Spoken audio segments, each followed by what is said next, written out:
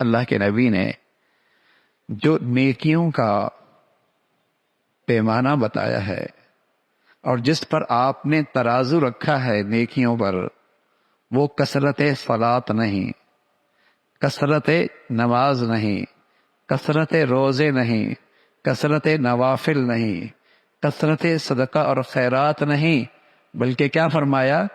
اپنے گھر والوں کے ساتھ اچھا سلوک، خاص طور پہ، پھر عام طور پہ اپنے بچوں کے ساتھ، اپنے بچیوں کے ساتھ آپ کا اچھا سلوک، آپ نے نیکیوں کا معیار پیمانہ یہ بتایا ہے۔ یہ برتاؤ کیسا ہے؟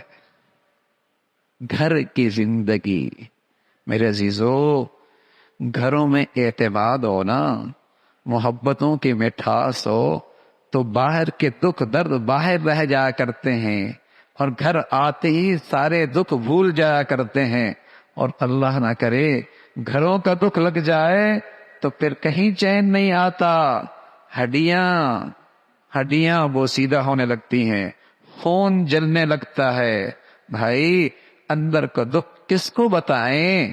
اندر کا دکھ کس کو بتائیں؟ اندر ہی لے کر اندر ہی اندر ختم ہو رہا ہوتا۔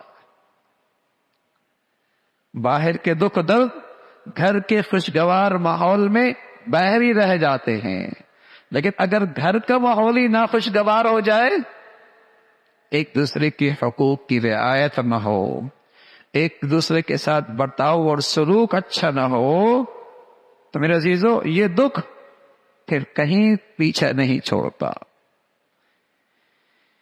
یہ اندر کا دکھ پھر کہیں پیچھا نہیں چھوڑتا۔ تو اللہ کے نبی صلی اللہ علیہ وسلم نے یہ بڑائی بتائی ہے کہ سب سے بڑائی اور نیکی یہ ہے کہ اپنے گھر والوں کے ساتھ اچھا سلوک ہو۔